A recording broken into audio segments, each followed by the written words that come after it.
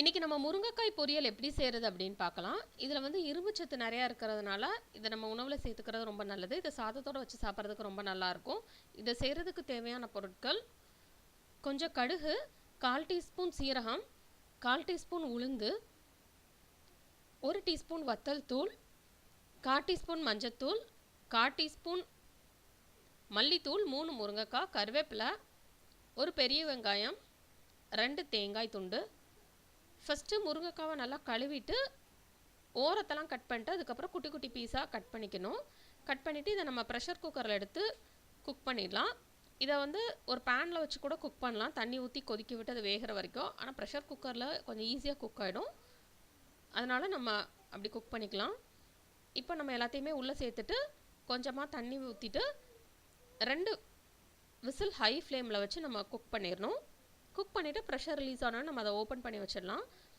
ரொம்ப குக் பண்ணிங்கன்னா முருங்கைக்காய் வந்து தனியாக பீஸஸ் ஆயிரும். அதனால் கரெக்டாக 2 விசில் ஆஃப் பண்ணிட்டு உடனே நம்ம ஸ்டவ்லேருந்து எடுத்து கீழே வச்சுடுங்க. அப்படின்னா அது கரெக்டாக இருக்கும். அதுக்கப்புறம் ஒரு கடாய் எடுத்து அதில் 1 டேபிள் ஸ்பூன் எண்ணெய் சேர்த்துக்கணும். எண்ணெய் நல்லா சூடானதுக்கப்புறம் அதில் நம்ம கடுகு சேர்த்துக்கலாம். கடுகு பொரிஞ்சதுக்கப்புறம் அதில் சீரகம், உளுந்து சேர்த்துக்கலாம். அது நல்லா பொரிஞ்சதுக்கப்புறம் இதில் நம்ம கருவேப்பிலை சேர்த்து ஃப்ரை பண்ணிக்கலாம் லேசாக. அது ஃப்ரை ஆனதுக்கப்புறம் இதில் நம்ம வெங்காயத்தை சின்ன சின்ன துண்டாக கட் பண்ணி போட்டு வெங்காயத்தோட கலர் லேசாக பொன்னிறம் மாற வரைக்கும் அதை ஃப்ரை பண்ணிக்கலாம்.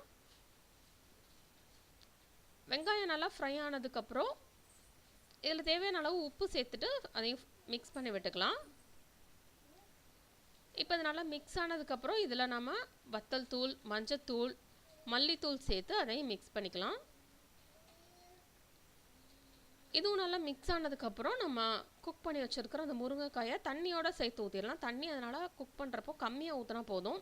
ஏன்னா நம்ம தண்ணியோடு சேர்த்து ஊற்றினா தான் அந்த டேஸ்ட் வந்து நல்லாயிருக்கும். தண்ணியோடு சேர்த்து ஊற்றிட்டு நல்லா இதை கொதிக்க விடணும். அந்த தண்ணி வத்துற வரைக்கும் கொதிக்க விடணும். ஹை ஃப்ளேமில் வச்சு நல்லா கொதிக்க விடுங்க. ரொம்ப ஃபாஸ்ட்டாக நீங்கள் இதை கிளறி விட்டிங்கன்னா முருங்கைக்காய் வந்து தனித்தனியாக ஆயிரும்.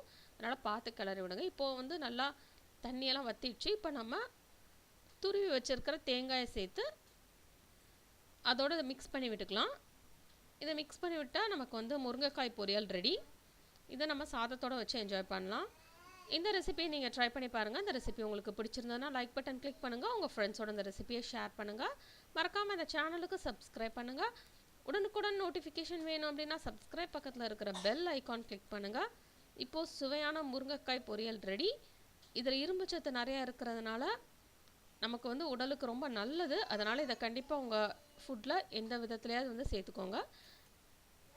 இதை பார்த்ததுக்கு ரொம்ப நன்றி.